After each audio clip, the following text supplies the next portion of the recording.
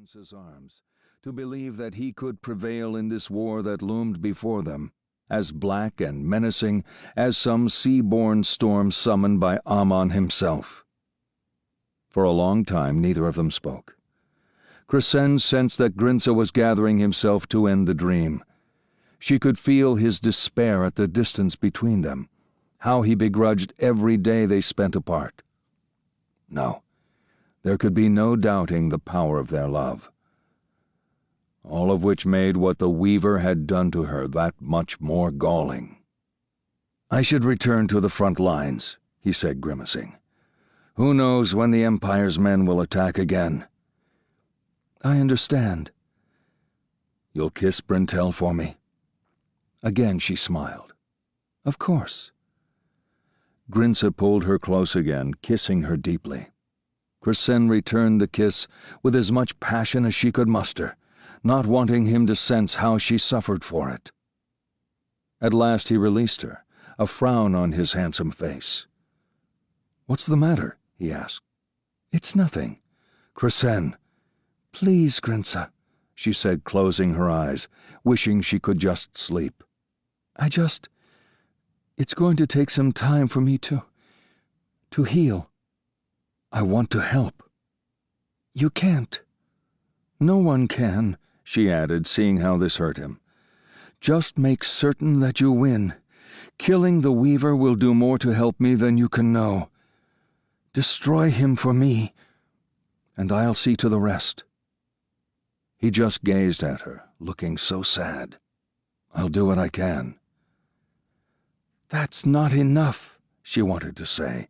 "You can't fail at this. He'll kill me. He'll kill Brintel." But he knew all of this.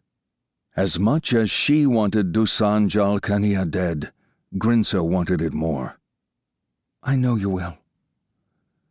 He brushed a strand of hair from her brow with the back of his hand, and even this gesture, done with such care and tenderness, was nearly enough to make her shudder with the memory of the Weaver's brutality.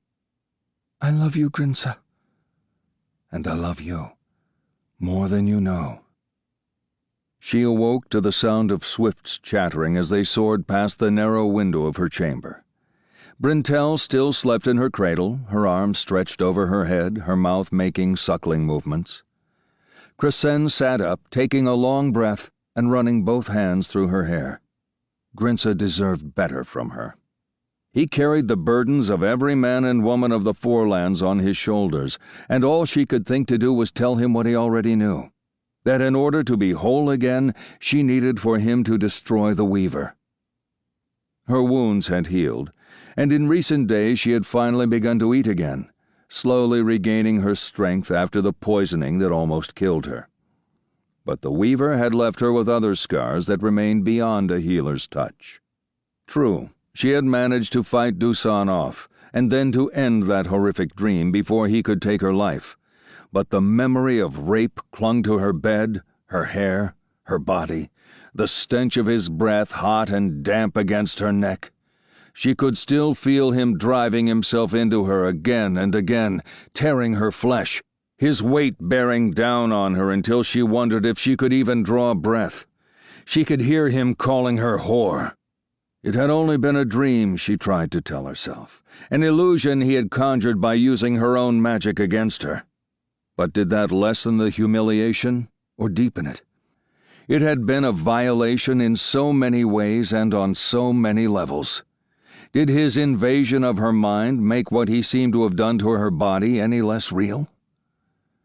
She feared that she might never again be able to bear Grince's touch. The Weaver had poisoned all of her dreams, even those in which her love spoke to her. Grince's merest kiss when he walked in her sleep, his most gentle caress, made her feel once more the savagery of Dusan's assault.